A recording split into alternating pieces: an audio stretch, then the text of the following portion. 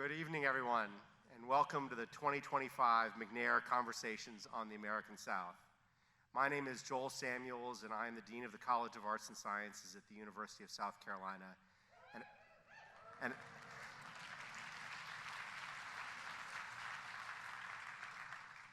it's my pleasure to welcome you here tonight. I am also the person responsible for the bolded language in every email that you've gotten over the past 10 days that read that no music will be performed.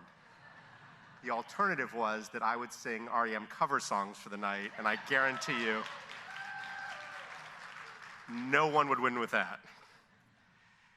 This is going to be an extraordinary evening of conversation between Michael Stipe and our own Dr. Mark Smith.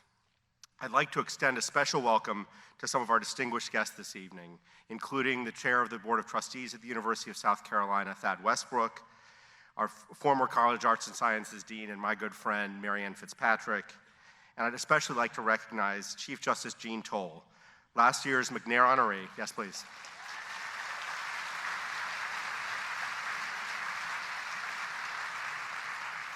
There she is. A trailblazer in the law here in South Carolina and around the nation. And if you missed last year's extraordinary conversation, it can be found on the Take on the South website, and I would commend it to you if you have a chance. I want to thank you all for being here, and I want to thank everyone. I'm not going to name them all in the interest of time, both from the College of Arts and Sciences and the Koger Center who've made tonight happen. This is, without a doubt, the largest crowd we have had for a conversation, and we hope that this crowd will replicate for each and every McNair conversation into the future. Before we get started with introductions, I need to take a point of personal privilege as the Dean of the College, and not only say wow and what an extraordinary audience, but with a little bit of the violin music you might hear on PBS, I need to talk about the importance of events like tonight in the moments that we are in right now, and the importance of your presence and your support. As a college, we really value our engagement with the community. We see it as an essential part of what we do across the university, and tonight is one of many events that we do to bring our community together, town and gown, in conversation. It's a breath of fresh air for me personally, not to be crunching numbers about various scenarios in light of grant terminations and modifications, and just to enjoy this moment. And I hope we all have a moment to just relax and enjoy tonight.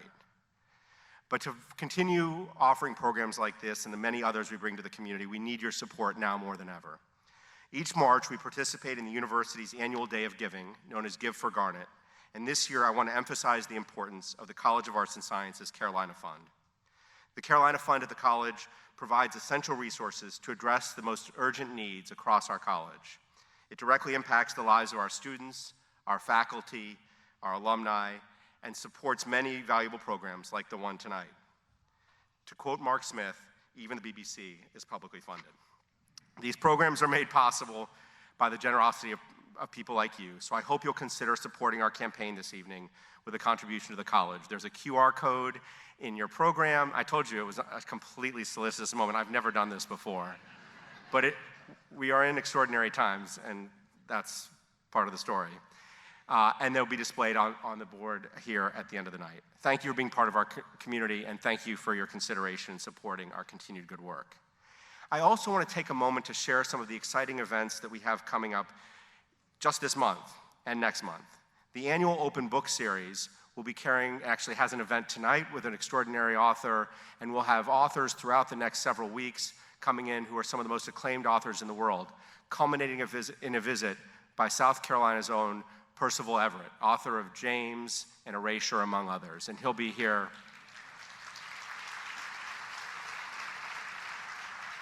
He will be here on April 4th. That will be in the Hootie Johnson Auditorium. Although it's sold out, there is a waiting list, and if you weren't aware of it and would like to come, please, please, please sign up. We're excited for that event. And then, over the next several weeks, in one of the more unique opportunities our community has ever experienced, the entire company of the world-renowned Joffrey Ballet from Chicago will be here on campus and in our community. It's the first time they've ever traveled as a full company to visit a university, to work with the students in the Betsy Blackman dance program, and to engage in a series of public events over the next several weeks, culminating here in the Koger Center on Saturday, April 5th, with a performance that will involve our students and that company. So again, I hope you'll be able to participate in those events. Indeed, we've been hosting events like this all year and for many years. Just in the last month, Daniel Mendelsohn, one of the country's leading public intellectuals, joined me in conversation on the topic of memory and history as part of our annual Solomon Tenenbaum lecture.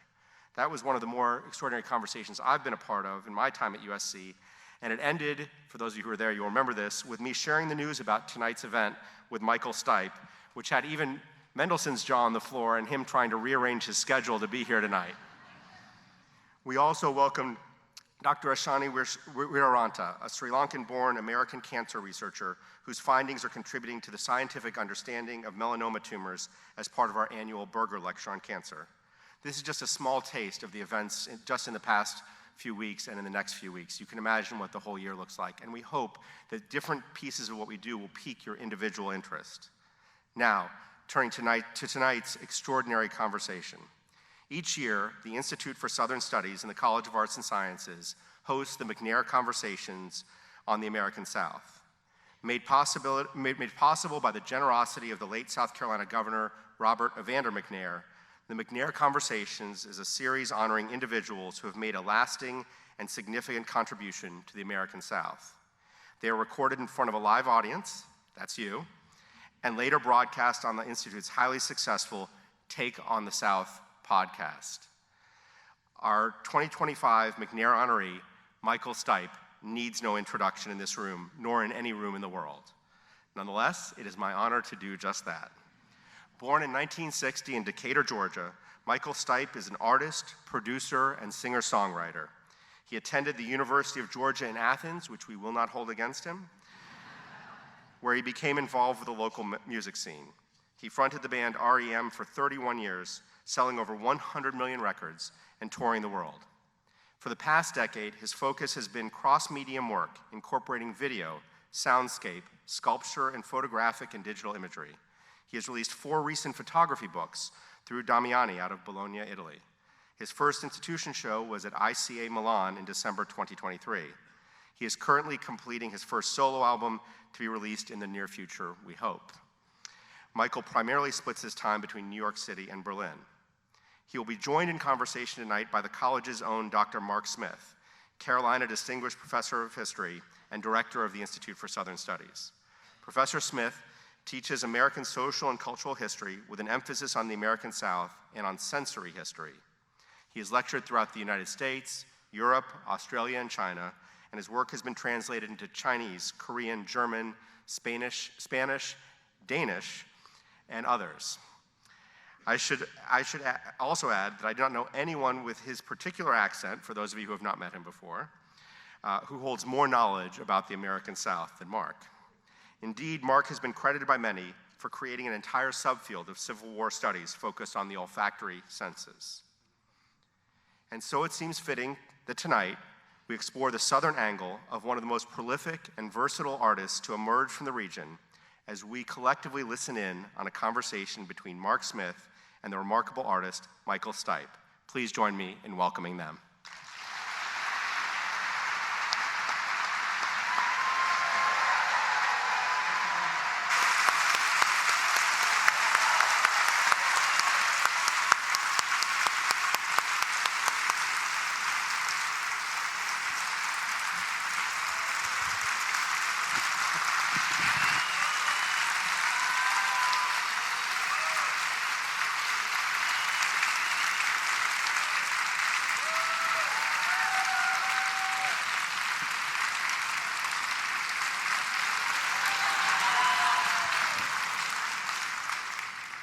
Well, thank you. Hi. I think they like you, Michael. Just a bit. Well, good evening. Thank you, Dean Samuels. Before we start our conversation, a few housekeeping matters. I just want to say thank you to a few people who have been instrumental to this evening. Dean Samuels, unwavering support from the Dean's office, people at Comms, Megan Plott, Morgan Watson, Laurie Carey. The folks at the Koga Center have been absolutely superb. Nate, Karen, Steve, thank you. Our amazing student ambassadors who are along the front here, thank you so much. And a special shout out to Dr. Laura Kissel, who's the head of School of Visual Art and Design. Thank you, Laura. This wouldn't have happened without you, and you know that. And thanks to you for being here this evening. As Dean Samuel said, this is a recorded conversation, so feel free to make some noise. We're going to talk for about 45 minutes. I'll ask a few questions, and then I'm going to read a couple of questions that audience members submitted a few days ago. I'm going to begin tonight's conversation with a quick look back in an effort to see forward. In 1886, an Atlanta newspaper man named Henry Grady gave an address which became known as the New South Speech. Henry Grady celebrated the post-Civil War New South. He boasted that it was a vibrant, democratic, lively place. But we know that it wasn't. What Henry Grady was selling amounted to a fable of the Reconstruction of the South. I had to work that in somehow. Henry Grady's New South was a very long time in coming. Some of it arrived in the 1950s and 1960s with the Civil Rights Movement, but another part, perhaps the most vibrant, dynamic, and vital part, arrived even later, in the 1970s, 1980s, and 1990s. Tonight we celebrate one of the architects of that new South, that creative, ingenious, visionary South. He is most closely associated with what was Henry Grady's hometown, Athens, Georgia. We've already welcomed him. Now it's time to congratulate him. He is this year's McNair Honoree, and as you know, his name is Michael Stipe. Congratulations, Michael.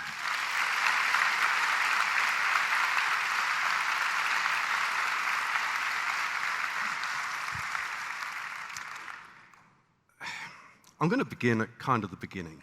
And I want to talk about your upbringing, which was very roaming, courtesy of your dad's military career. You lived in lots of places, Decatur, Alabama, Texas, Germany, Illinois, among others. And then you moved to Athens in 1978, which was apparently a rough and quite a lonely year for you. Can you tell us something about that upbringing and how it impacted you? The impact is lifelong and resonant. Yes, we traveled a lot with my father, and I have memories, very distinct memories from each of the places that we lived. But I have to say that I discovered as a young man that Texas, when we lived there, is not a part of the South. It is its own thing, and even more so now. We can get into that later if you wish. Living in Germany felt at the time for myself and my sisters like a very exotic place. I was 7, I think, 6 or 7 when we moved there, and we were there for just under 2 years. I remember almost every day, I think, of that, and it's, in fact, my first real memory of music came from there.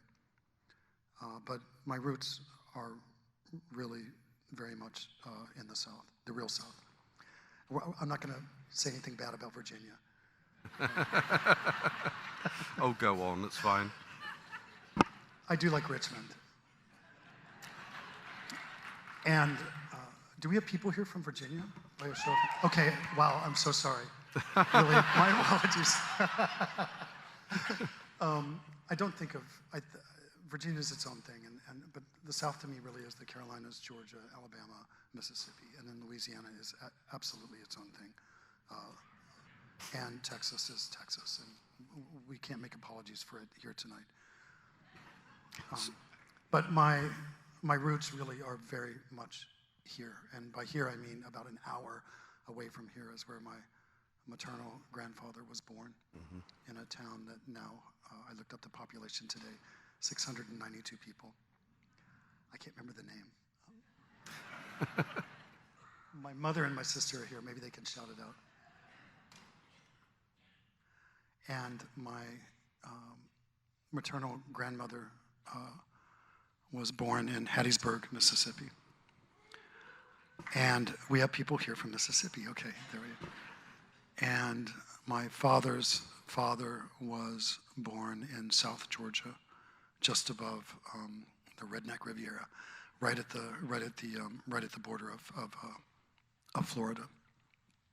And my paternal grandmother was born in Black Mountain, North Carolina. So we have South Carolina, North Carolina, Mississippi, and South Georgia. And I lost my accent at the age of 13. Me too. You Me did? too. Yeah.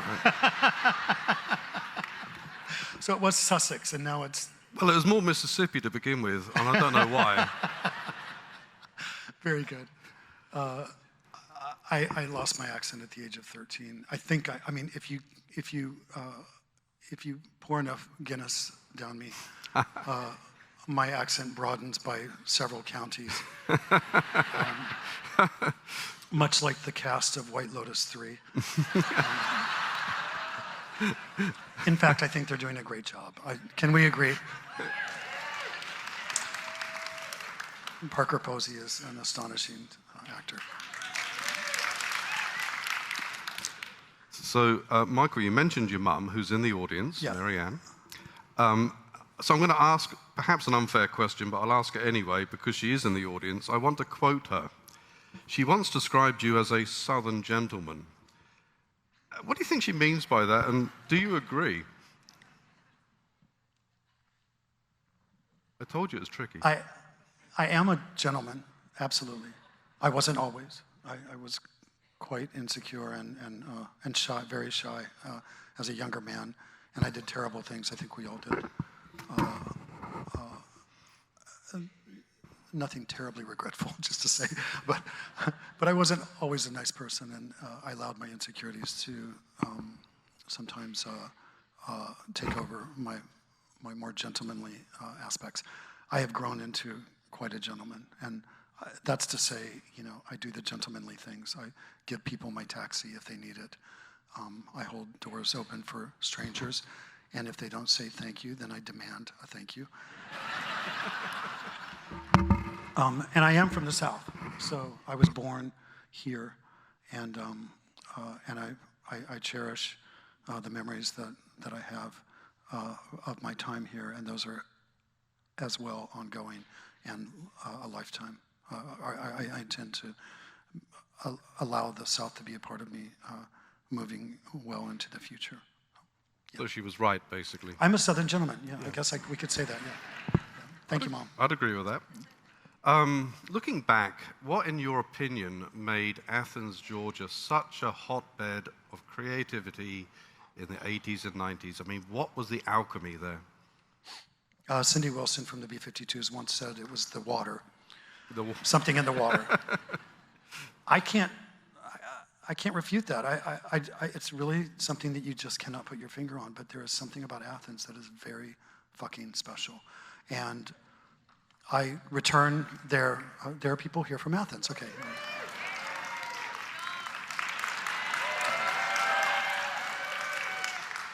This is, after all, becoming a podcast, so you can be louder if you need to. And you can cut that line out. Yeah, there's something there. And when my father retired from the Army in 1978, and we were living in a small town outside of East St. Louis. It's now known for being next to the place where Wilco came from, and William S. Burroughs actually is from East St. Louis, so that's kind of exciting. Mm-hmm. But I was going to college there. I was living with a punk rock band. I had been immersed into punk music then, at that point, for 3 years, and had decided what I was going to do at the age of 15, and I was going to do it. My parents moved to Georgia to be closer to their parents who were aging, and they chose Athens because my uncle went to college in Athens, and he was a great activist there for disability rights, civil rights, women's movement. He was incredible, and he remains incredible. And but in 1978, to an 18-year-old living in this urban hellhole outside of East St. Louis with a punk rock band, we had no money. You know, we ate spaghetti and cut each other's hair. And Athens seemed to me like the most vanilla hummus, hippie, Cowtown. I had visited there, and I was like, no fucking way. It's beige. There's nothing there for me. But I ran out of money, and I got in the car and I drove to Georgia and took night classes and was very lonely for about a year. You're correct in your introduction. I was still at that point extremely shy and quite uncertain about who I was and where and how I'd fit in. It took years for that to happen. And now I can sit on the stage and talk. And that's fine. That's good. But it took a while. I didn't know, of course, that what was happening there, this nascent scene with the B-52s, Pylon, the band Pylon, the Method Actors, these groups that were really, it was a group of about 50 friends who were connected only through their love of music, and the music was punk rock, or at the time it was becoming known as New Wave, which was a little embarrassing to all of us, but it was very punk, and I didn't know that was happening, and it was, and when I discovered it, boy, I took off like a house on fire, and I went and found 3 people that I convinced to start a band with me, and we became R.E.M. So that's exciting. And you might say that, yeah. Yeah. Mildly exciting. That worked out. That worked out, yeah. That worked out. Can you tell us about your views on the South in the 1980s and 1990s? Like, what did you think about it? And how has it changed, or has it? I mean, do you still maintain those views, or have they evolved in some fashion? There was a pride to being from a small town that no one had ever heard of in New York and London and Los Angeles and Chicago and wherever else, Belgium, Milan. There was a real pride in being from this place that was only really known for the B-52s, and they were this beloved band that in many ways to this day have not received the recognition that I think they deserve for having literally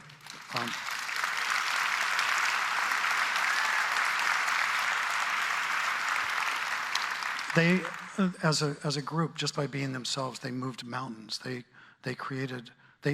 told New York, what you're doing is a little tired, and we're going to show you how to do it. And it was extremely original and remains extremely original. It was very, very, very queer, and at a time when queerness was not accepted or beloved, and they were just completely unafraid and unabashed about it, and it was amazing. And so that was the mantle that we had moving across the country, and then overseas finally, was that we were from the same place as the B-52s. And we were a little bit of a dance band. They were really a dance band. But, so that was exciting. Now, at the same time, I have to say, Mark, traveling to Europe during the Reagan 80s was extremely difficult. We represented America, and America was sending cruise missiles, and we would show up somewhere, and they'd be like, "What the fuck are you doing? Like, what the fuck are you doing? You cunts!" You know, I'm sorry to use that word, but that's England. That's a word that's an English word. That's a word that you can use in England, right? And I'm sorry, I got carried away. Your pronunciation was exceptional, by the way. It was very good. I've been called that by the members of Oasis more than once, so it's okay.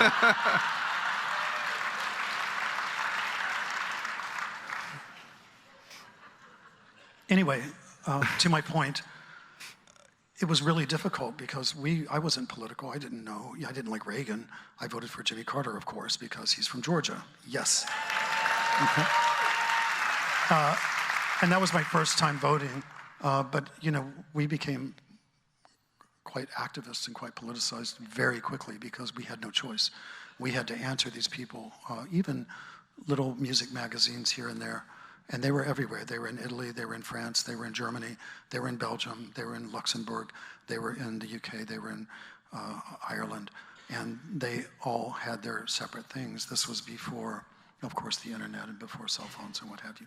So we had to answer those questions over and over again, and we had to establish for ourselves a position.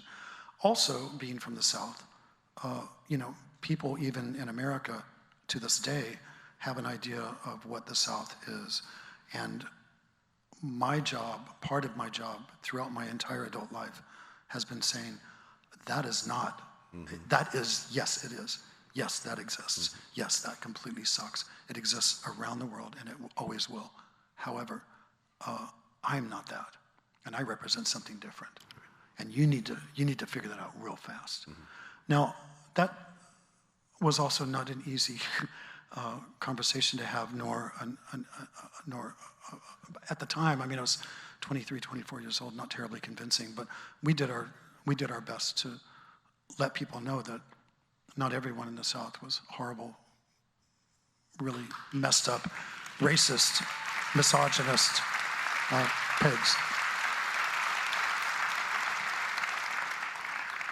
And then through our actions and through our work and through the way that we composed ourselves and the way that we built our business, if you can call it that, we made good on those promises of being Southern gentlemen and being good people and being good people from a place that wasn't always good, and representing something that I think everyone in this room, I can make wide sweeping assumptions that everyone here probably is in agreement with me that being from the South isn't always easy. I have a friend from New York, a dear friend. He's Iranian.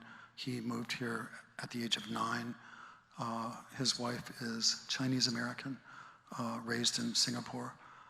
He really wanted to come and visit the home that I kept in Athens, but he was terrified of how he would be accepted as a brown man or as a man who is Iranian. And I had to convince him that it was really, really okay. And that Athens particularly is really okay. You can come to this little blue island of goodness and see it for yourself. And he now comes back on a yearly basis to visit, which is nice. Switching gears just a bit, and this is one of those deceptively simple questions, and I don't know what the answer is. I'm curious, when did you know you'd become famous?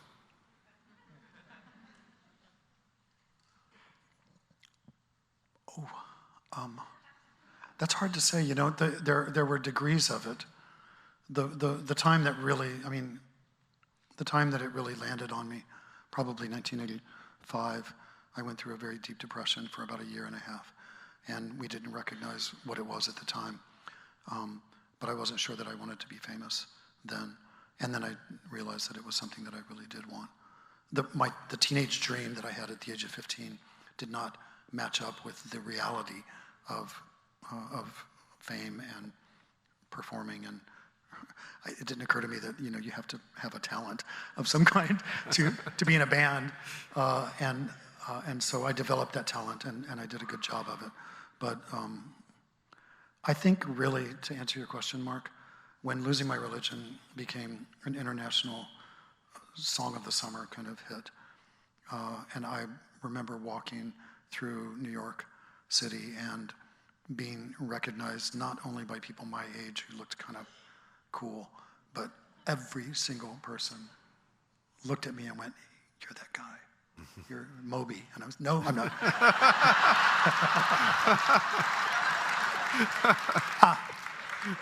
I've had bottles of wine sent to me in restaurants around the world. This has happened more than once. Thanking me for my work in Dangerous Liaisons. John Malkovich. They're both very handsome men, so I accept it. The only thing that we have in common, other than we all have heads and eyes, is that we're somewhat bald and very, very pale. Well, since you mentioned Losing My Religion, you know you've sung about it. I know it's nothing to do with religion. It's about unrequited love. But what about your faith and spirituality? You mentioned your grandfather earlier. I think he was a Methodist preacher, wasn't he? That's correct. Is that relevant to you at all, or has it been? Absolutely relevant. I grew up in a Christian household. I'm proud of my Christian family, and the true teachings of Jesus are instilled in me from a very young age.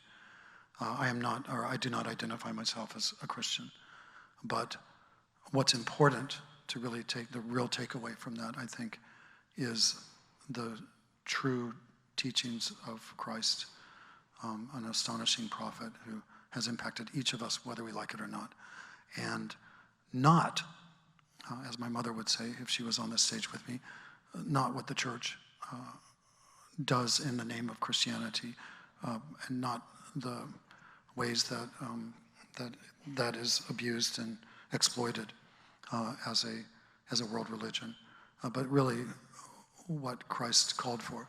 And so, yes, I don't identify as Christian, but those values are deeply instilled in me and will be with me for the rest of this pass, this good one. Yeah.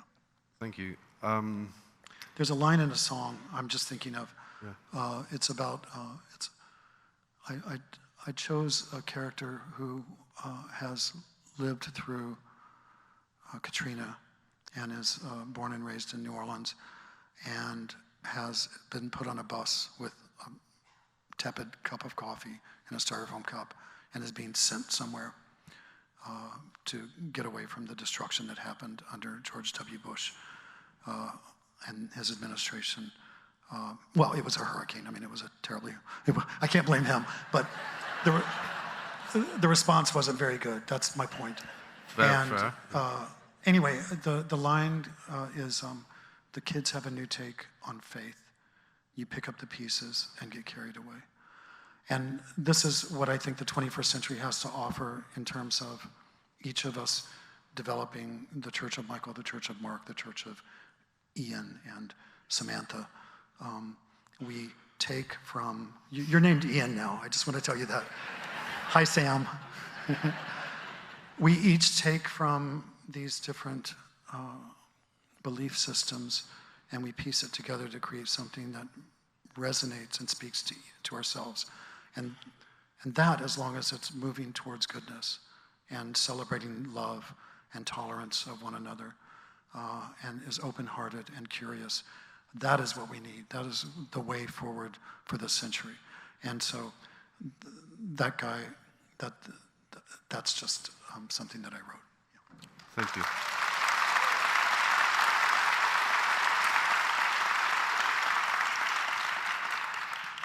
I can also do yes and no. I tend to talk, and I don't want to take up all the time. I would have you talk for the next hour. Right. I mean, I'm perfectly happy with that, Michael. Thank you. All right.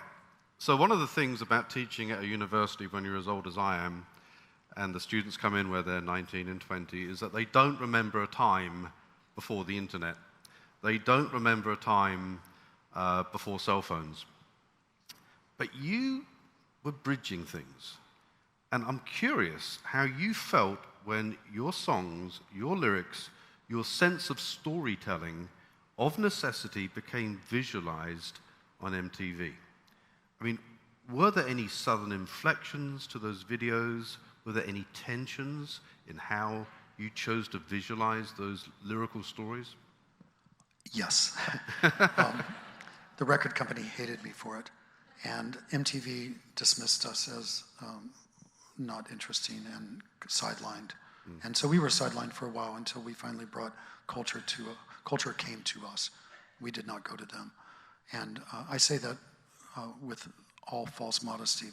We did not spearhead anything, but we were a part of a movement that did, in fact, change the way we think about popular culture. And MTV was a big part of that in the 1980s. I was as horrified as anyone by the dancing girls with big hair and the Michael Jackson ridiculousness. And I didn't, it just wasn't, it didn't represent who we were. And so I was trying to find ways to represent who we were as a band. And I did so with, in a few cases, I think you're referring to Howard Finster, a great outsider artist from Georgia, who was a friend of mine. One of the first videos that we made was in his garden with him. A series of videos that we made with my drawing and painting teacher, James Herbert, which is called Left of Reckoning, which is the 5 songs on one side of our second album that came out in 1983 or 84. And yeah, that was with R.E.M. another outsider artist from Georgia. And then a video that I directed, possibly my directorial debut. I'm blushing under the makeup as I say that, but I'm not wearing makeup, by the way. That was just but I could. I'll sideline that for a second because it's amazing for me to be backstage with you. And a lot of the work that I'm doing right now has to do with what happens behind the curtain. And so I'm placing, I don't want to say too much, but because I don't want to jinx myself, but I'm still working on it. But I'm placing a lot of it back there, and it's really cool. There's a lot of grease paint, and there's a lot of sadness and a lot of joy. Can't Get There From Here was a song on one of the records, and I just went around Athens and filmed all these silly things like haystacks and us in old cars, and I don't know.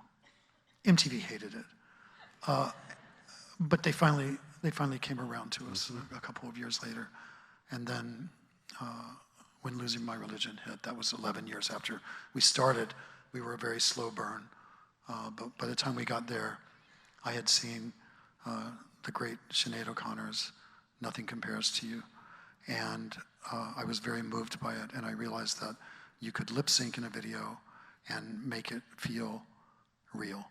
And so I chose to lip sync for Losing My Religion, and it was a huge fucking smash hit.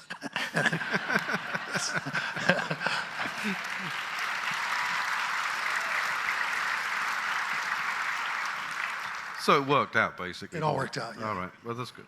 There's another one. We did a song called The One I Love. And I had met, at that point, I was spending a lot of time in New York. It was my second home, with Athens as my home base and the base for the band.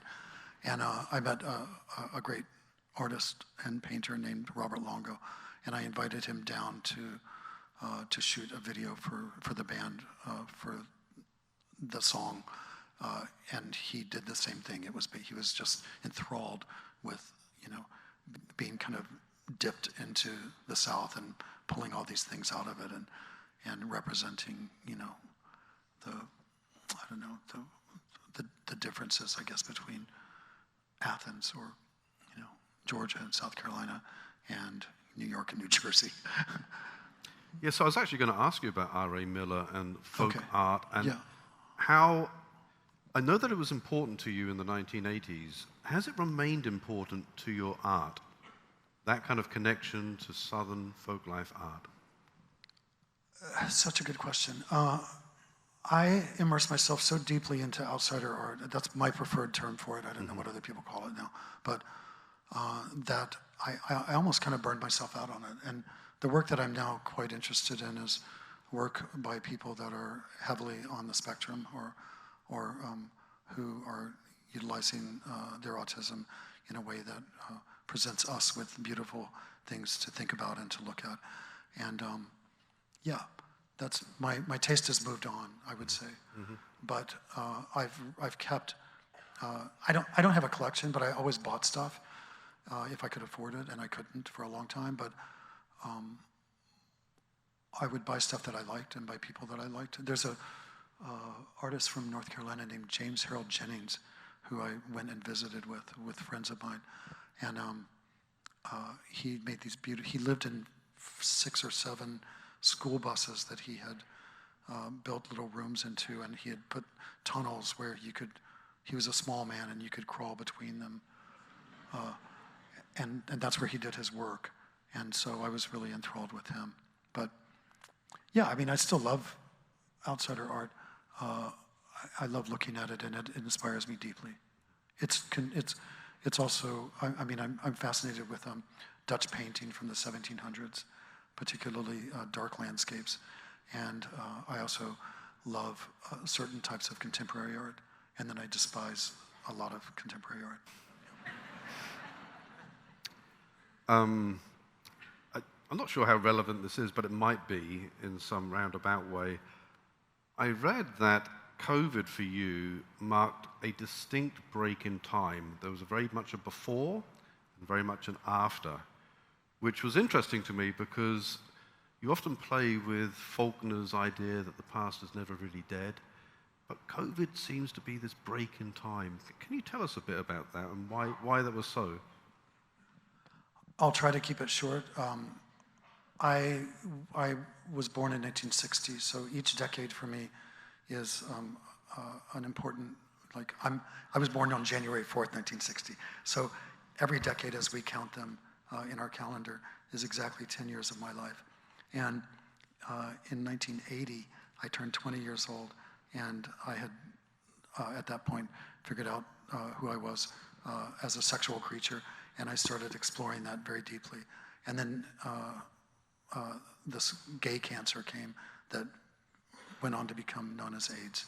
And I ran from it. It was absolutely perhaps the most terrifying time in my life that I can remember.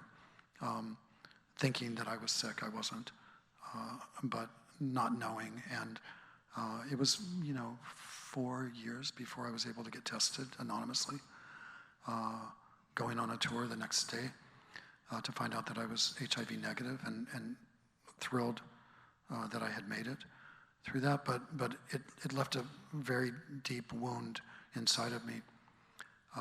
That's along with the number of people that I lost, and lovers and people that I was close to, and with New York as a backdrop, living just off of Christopher Street, there were days when you would only see people who were obviously very, very sick and on their way out. And so it really impacted me as a queer man. Fast forward to 2020, and here's a disease that you don't have to have sex to get sick and die. You can just breathe and get sick and die. And I didn't realize how much I had buried the HIV/AIDS years of the 1980s. And it hit me really hard. I'm now in therapy. I'd never had therapy before. This might be too much information, but I don't think it is. My best friend turned to me and said, "You haven't been this stressed out and wound up since the 1980s and AIDS." And I said, "You're right." And he said, "You need a therapist." So I found one through my goddaughter, and it's worked out really well for me. Yeah. But we are still, I read an article yesterday about people living with long COVID, and a friend of ours was joining us tonight, driving from Asheville, North Carolina. She's unable to come because her daughter tested positive for COVID, and so she had to stay home. And we are, I hope, and I'm going to hope that this is wood, I'm very concerned about the avian flu, but I'm approaching it from a different place than the way that COVID hit me. It did hit me very hard. Where did you read that? I read wide and deep for this. I can't remember. No, that's okay. That's all right. But it's not wrong, right? I mean, No, it's absolutely correct. I went completely bonkers during COVID, and I have the photo book to prove it. I put out a book of photographs thinking I need to respond to this moment, because that's what artists do. You respond to the moment. Right. You try to push everyone through it towards something that's easier and better and greater. And it's not, it's a very, very bizarre book. But I mean, I'm proud of it. It's the runt baby of my babies. Yeah. Well, actually, that was very helpful lead on, because, I mean, you've embraced multiple artistic forms, eye, voice, hand, and I'm curious what the challenges and rewards are for embracing that multiplicity. For example, does vulnerability play a part in that artistic roaming? You've said that in order to produce art, you need to be unafraid. And I'm just curious, what does that fear look like to you, and how do you overcome it? If you go back and listen to, fear has been a big part of my life, and then I think embracing and acknowledging that has been a big part of my later life. And it was. I went to Patti Smith, a dear friend and a great mentor to me in many ways. And at one point, I was having a lot of trouble. I was in a writer's block. I had a record that I needed to finish writing the words to, and I was just stuck. And I said, I don't know what to do. I don't know where to go with this. I don't know. I've explored all these different, I've done all my tricks to make this work, and it's not working, and I don't know what to do. And she just was like, you need to walk unafraid. And I took that phrase, and I turned it into a song, and I thanked her for it. And I actually said, can I have it? And she said, it's yours, take it. So I wrote a song called Walk Unafraid. And I'm just really trying to take my own advice in that regard. How did we get here? We were talking about... We're all over the place. We're all over. Well, that's the nature. Yeah, I'm a circular describer. Is that a word? Yeah, it is now. Thinker, yeah. Joel mentioned in his introductory remarks that last month the College of Arts and Sciences hosted as its annual Solomon Tenenbaum lecturer Daniel Mendelsohn, who is the editor-at-large of the New York Review of Books. And during that lecture, Joel asked Mr. Mendelsohn the following question. He said, which non-literary piece of culture, for example, film, TV show, painting, song, could you not live without? Do you know what his answer was? R.E.M. Oh. And he said... Wow. He said, it would be very hard to think of my life without their 1992 album, Automatic for the People.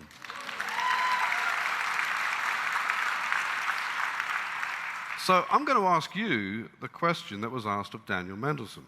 Which non-literary piece of culture, film, TV show, painting, song, could you not live without, and you can't say the New York Review of Books?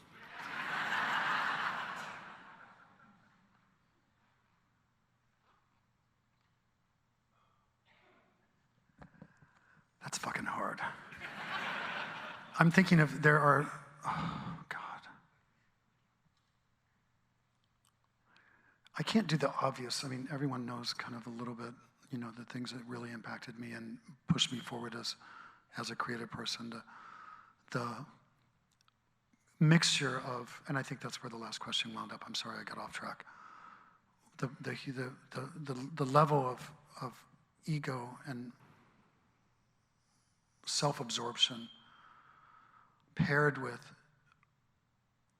humility and insecurity that it takes to do what I've done is profound, and a lot of people don't get it right, and I haven't always gotten it right, but when I do, it lands and it works, and of that I am very, very proud. The obvious answer would be the third track on the first album by Patti Smith called Horses, which came out in 1975, and which I bought the day it came out and listened to all night long and threw up. I was eating a bowl of cherries, and that's all that I ate. I was 15, and I cleaned myself up and went to school and said, that's what I'm going to do. And I commenced to do it. So I would say that track, which is about a young boy whose father dies, and he goes out into the field of birds after the funeral, and he imagines a spaceship with his father in it, and the spaceship takes him up into the sky, and he's transporting himself. He's working, obviously, he's working through his mourning and his grief with this fantastic imagination. And it's based on a true story. But I don't want to say that. What I want to say is, I was in Paris. My boyfriend is French, with his mother, and we were at the Pompidou. This was maybe 10 years ago. And there's an artist, Bruce Nauman, who in 1967, I think he created a piece made of concrete, which is the negative space under a wooden chair, right? So he turned the chair upside down, put cardboard on it, I guess, poured concrete into it, and presented a cast of the space under my chair, 1967. Another artist who you may recognize by name, Rachel Whiteread, is from Britain, and she took that idea and expanded upon it, and it has become her entire career, and she's astonishing. But she, among other things, has gone into poor neighborhoods of, I want to say Newcastle, poor neighborhoods in cities that are industrial or formerly industrial, and done concrete casts of the entire interior of a home. So there are these massive, she did the library. She did the library in Berlin. If you go to Hotel de Rome in Berlin and you walk across, there's a church and there's a giant space and there's a window in the street, in the square rather, and you look down into it, and it's a Rachel Whiteread piece, which is the negative space of the library that was kept by the Nazis of books that they considered to be degenerate. So you see where the books would be, but you're looking at the negative space. It's extraordinary. Okay, so we're back in France. We're in the Pompidou. I'm with my boyfriend's mother. We buy our tickets. I'm talking to her in bad French, where I'm walking backwards. And I turn around, and there in the lobby of the Pompidou is a Rachel Whiteread interior of a home. It's huge, and I burst into tears.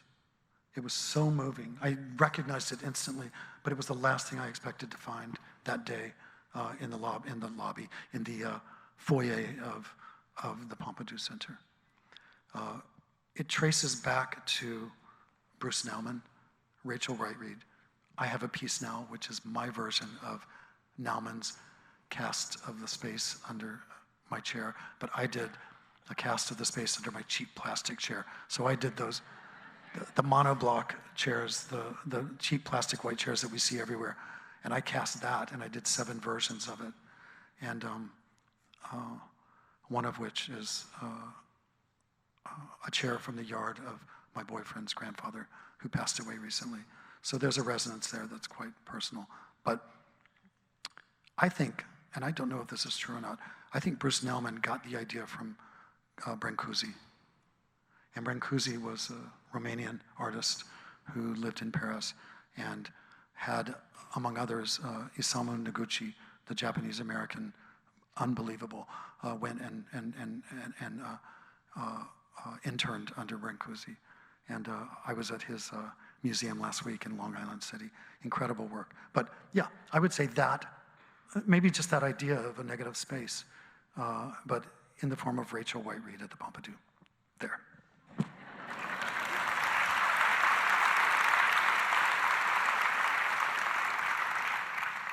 I know lots of people probably know this story, but I think it's so poignant.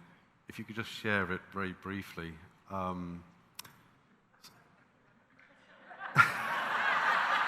Is this a yes and no? Yes and no, because they're exhausted. Look at this. No, they love it. They want more. I'm sorry, I feel like I'm talking too much. I'm sorry.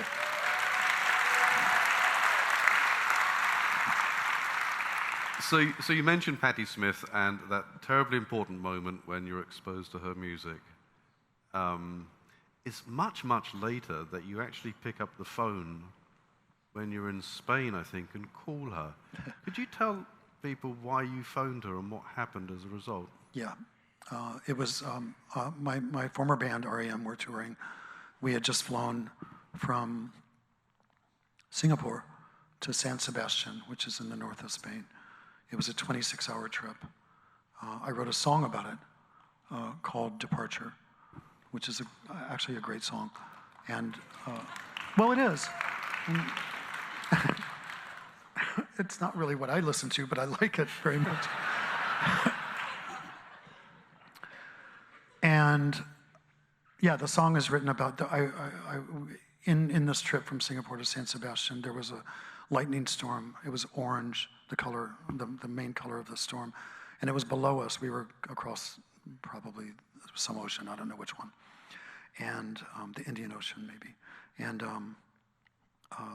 no, that doesn't make sense. Well, we were above the ocean. But we were above the storm, and so I was looking out the window and everyone was asleep and it was orange. And I got really sad because a friend of mine had died a few years before that, and I was upset that this is the kind of thing that he would have really loved. And I was really angry. I was upset, and then I was sad, and then I was angry that he wasn't there. And so we landed. I was very jet-lagged, and I wrote the song on a hotel napkin, and it is exactly as I wrote it. And that's brilliant when it happens like that. It doesn't always. But we're in San Sebastian, rehearsing for the European leg.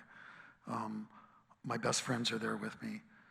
Tom Gilroy, Jim McKay, Jane Pratt was there. Ethan Hawke was there. Nena Cherry was there with my goddaughters and her husband Cameron. And Doug Copeland was there, the guy who wrote Generation X. We were all there. And we met these anarchist students, film students. They had blue hair and they were really Spanish and they were beautiful and they loved smoking hash. And they turned us on to absinthe, which was wildly illegal at the time. They took us to this little mom and pop store, and this mama, kind of like in her 60s, they asked the right question, and she looked at all of us and went behind a curtain and bent down and picked up these clear bottles with cassette tapes, the sticker from a cassette tape, and on it said absenta. And it was hooch. The real thing. It was the real thing. So we were with these hash-addled absinthe drinkers. It doesn't get better. I mean, this is like, it's like Toulouse-Lautrec, right? And it's Valentine's Day, and Patti Smith had recently lost her husband, and it was Valentine's Day, and I thought she needs someone to call her and just say Happy Valentine's Day. So I got her phone number and I called her. And you'd never spoken to her? We'd never spoken before, no. And she knew me from MTV. She knows all those videos. She loves Into the World as We Know It, and I feel fine. And her husband, Fred Sonic Smith, was an astonishing singer-songwriter, guitarist. Yeah, I said Happy Valentine's Day, and that was that. We met later, I think that was in February of 1995, and we met in July or August of that same year when the band played in Detroit.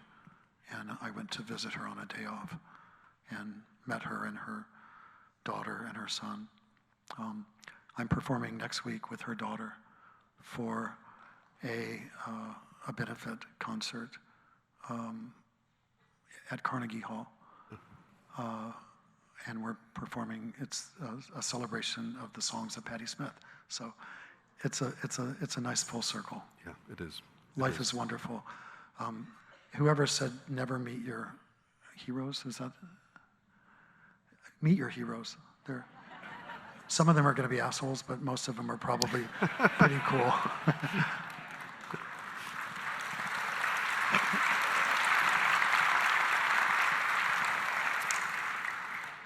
I'm going to turn our attention to some of the questions that people thoughtfully wrote in to ask you. And there's a lot. I can't possibly go through all of them. They were all very probing, very intelligent. I'm going to give you a copy of them after tonight, so you can see them. So I've selected a few for you to answer tonight. Not that many, but enough. I've tried to avoid things that duplicated my questions, and sometimes I've bundled these questions together that are very similar. So here are the questions I thought were quite interesting. The first is from Charlie Stern. Charlie, are you in here? Oh, hello, Charlie. Okay, so Charlie's question, Michael, is this. Michael, do you accept my apology? Absolutely. Well, let me give you some context before you forgive him, all right? Because I'm not sure you know this. So here's what Charlie confessed, really. In 1985, says Charlie, when I was a freshman at USC, I attended the Fable show at the Township. I met Michael after the show. Earlier, during the show, I was pulling on Michael's mic cable to mess with him. It got stuck under the monitor, and I reached up and I freed it. He saw me do that, and he gave me a thumbs up. I lost my mind since he recognized me as helping him, but I was actually the cause of the problem.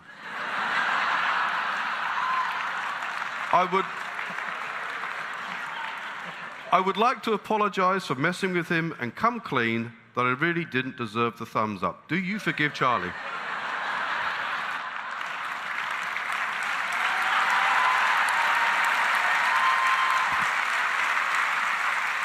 Thumbs up. I have really strong front teeth. The number of microphones that have tried to smash them out of my mouth, that happened more than once, but it's okay, Charlie. We can all move forward now. You've been absolved, Charlie. Congratulations.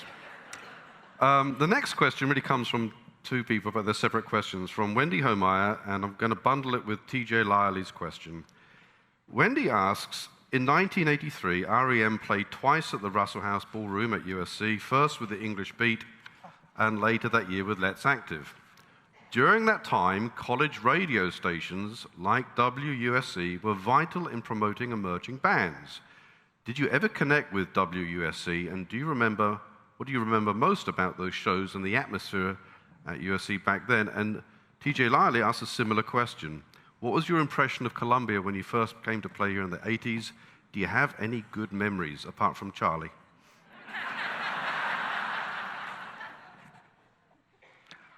I distinctly remember Let's Active, the Mitch Easter fronted, Winston-Salem based, incredible band.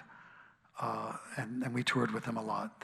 They're great friends. And Mitch, of course, was the producer for R.E.M's first two albums. The first single? No, I don't know. The first EP and the first album, Murmur, and the second album, Reckoning, were all done at Reflection Studios in Charlotte, North Carolina, which I recently went to, oh God, this is gonna sound really name-droppy, but it's okay. I'm friends with Elton John. He's fucking amazing, Charlie.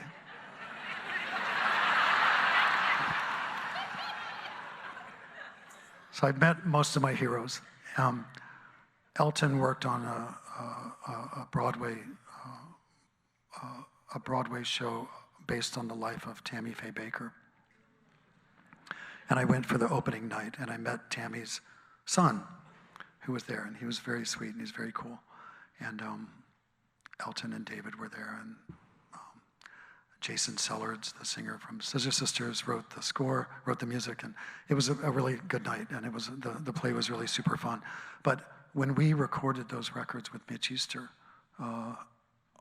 we recorded at Charlotte's premier religious recording studio, whose one of their main clients was the Praise the Lord Club.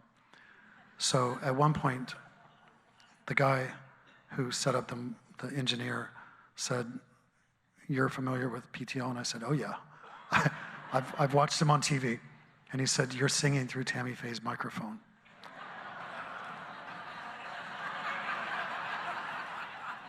Murmur and Reckoning were recorded. on the same microphone that Tammy Faye Baker sang her songs. It's just mind-blowing, isn't it? So there's Let's Active, and then there's the English Beat. And they were this, oh my God, they were incredible, that band. They were just astonishing. They had 2 lead singers. There was Rankin Roger, and there was Dave Wakeling. And Roger is black, and Dave is white. And the band were a mixture from England, and they had this incredible. It wasn't until I met the Go-Betweens from Australia that I found a group that could work together in such harmony is the wrong word, but they each presented different ideas that came together to create something completely new. And at a time when, white people and black people weren't on stage together, it was incredible, but they were just unbelievable musicians and performers.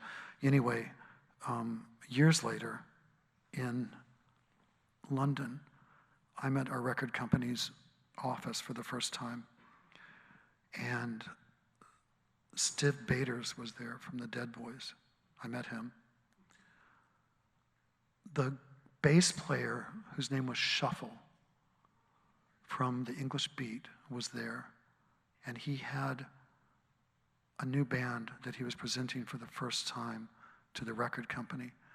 But before he brought in the singer, whose name is Roland Gift, he told me that I looked like a fucking hippie because I had long curly hair, and I looked great actually, but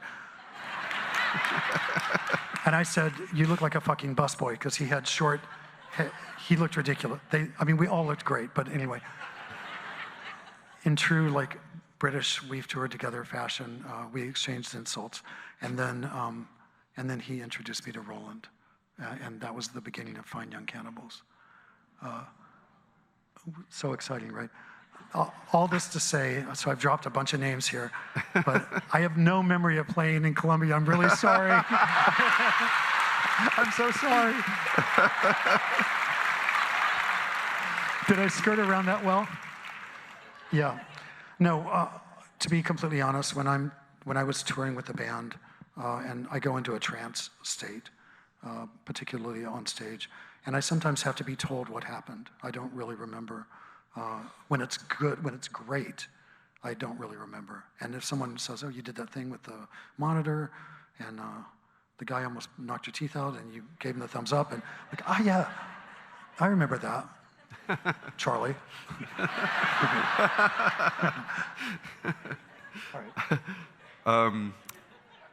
All right, I like this question. Well, we covered the bases there, didn't we?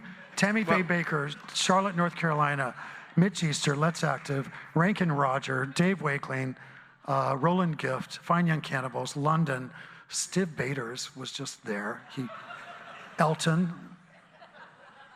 And Charlie. And Charlie. I like this question. This is from Mike Deutsch, and I like this because it brings us up to what you've been, or some of what you've been doing since 2011, when R.E.M. disbanded. And Mike asked this question.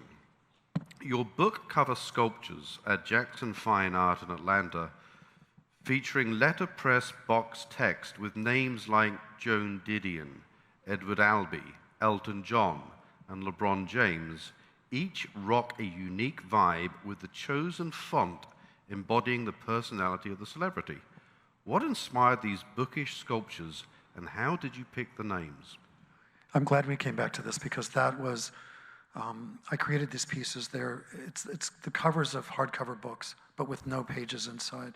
And I put people's names on them who, to me, were heroic in the year 2020 and 2021.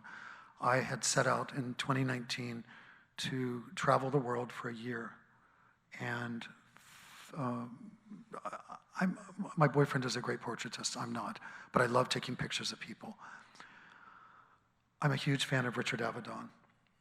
And my task in 2019 was to travel the world and photograph, do portraits of women who I found to be courageous and unflappable and brilliant. And I started with Joan Didion, who I knew through Patty, and I reached out to her. I actually started with Tilda Swinton, who came to my studio in New York, and we did a series of images, very Avedon, and then my goddaughter, and then a dancer named Martha, and then another friend of mine, Erica, who's a non-binary trans artist now living in California. And this was the beginning of I wanted to find Jane Goodall. I wanted to go to Joan Didion, we mentioned earlier. COVID happened, I couldn't travel, and I decided to make a book about the times. So I reached out to a woman who I've worked with in the past, who's a master printer, and we made these book covers with the names of people who, it expanded. It included men at this point, right? Men who are inspired by courageous, vulnerable, amazing women. And I put their names on book covers and I photographed them as a portrait. So I put out a portrait book that's not altogether successful, but it does represent, in a way, the moment that we all moved through in 2020, through COVID, when we weren't able to be around each other. And I also reached out to a friend who's a ceramicist, Caroline Wallner, in New York State, and asked her to make a series of vases with people's names on them. So those included Maria Callas, Vic Chestnut, Madonna. I don't know why Madonna was in there, but I do like her. I think she's an astonishing songwriter. I just want to say that. Not a hater. Thank you. Can you give us a quick can you just give us a glimpse? Okay. I've learned my lesson All right. here. All right. What's next for Michael Stipe? Yes.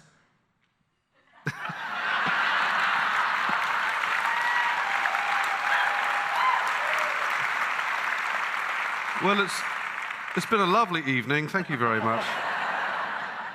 I know you're doing all sorts of stuff. Can you share some of it with us? I'm working on a solo album.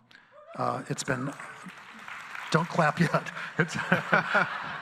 It's been really difficult because, of course, R.E.M. set the bar so high for me, and I can't get that out of my head. And so I'm separating myself from the world in the coming months to work on finishing the 9 songs that I haven't yet written the words for. But the songs are there. They're amazing. I have 9 already written. Some of them are not amazing. And so what I want is 18 songs that I can then bring down to 8 or 10 and create my version of a great album in the year 2025. That's where we are, yep. And so that's really at the front of my thinking in my head right now in my work. And then I'm working on the 5th book of photographs. This one will be in chapters. I had a meeting about it last week at the Chelsea Hotel, which was really exciting. I don't spend time there. I think it's haunted and weird, but I met the publishers there, and we talked about the 5th book for Damiani, which is based out of Bologna. And so I'm excited about, putting together a book of chapters. Okay. Photographs. That's it. Okay. All right, I think we've got time for one last question. And this is from Audra Vaz. And she asks that one of the fastest growing majors at the University of South Carolina is music industry studies. And it attracts those students who want to work in music or music adjacent careers, from performing to producing to everything in between. What advice would you give students embarking on this professional journey?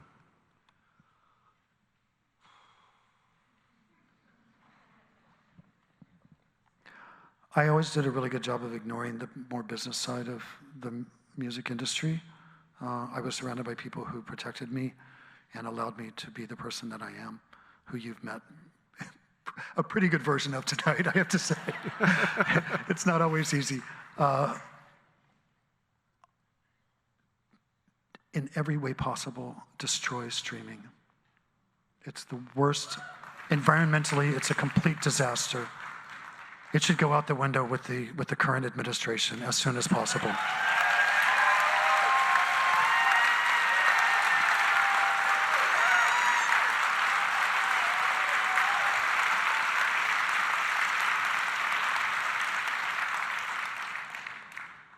Sound advice.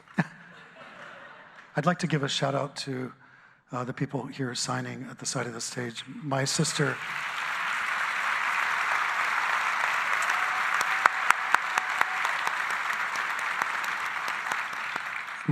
taught hearing impaired and profoundly deaf people for her entire career. And I wrote a song about it called Sitting Still. But I'm happy that you're here. Thank you.